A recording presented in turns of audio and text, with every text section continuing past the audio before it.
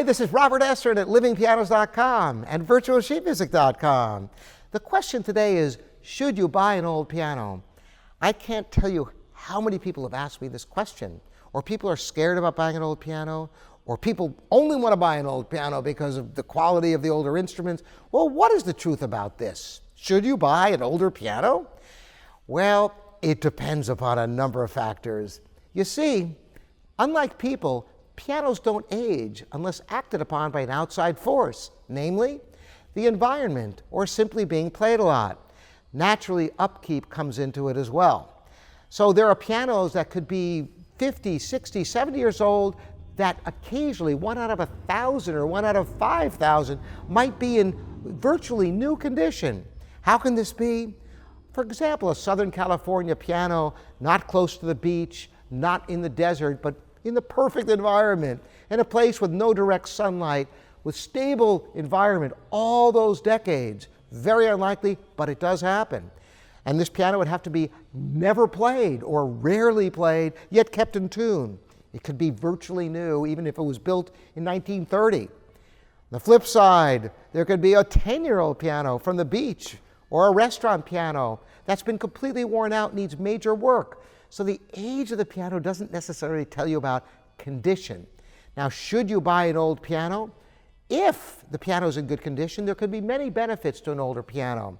You get much more value when you consider that a new Mason and Hamlin or Steinway Baby Grand you can easily spend $60,000, $70,000 for. Yet if you desire that sound and that quality, you might be looking on the used market. Sometimes you can find an older instrument that has been restored. If it's been restored properly, it can be absolutely as good as it was when it was brand new, depending upon what has been restored, how it's been restored, who did it, how long ago. There are many things that enter into this. But when you consider that even new pianos vary a tremendous amount, one from the next, buying an older piano that's restored doesn't necessarily present more risks. In fact, new pianos carry more risks in some ways than time-proven pianos, because if there is going to be a major problem of manufacturing or materials, you're usually going to find out about it within the first year or two.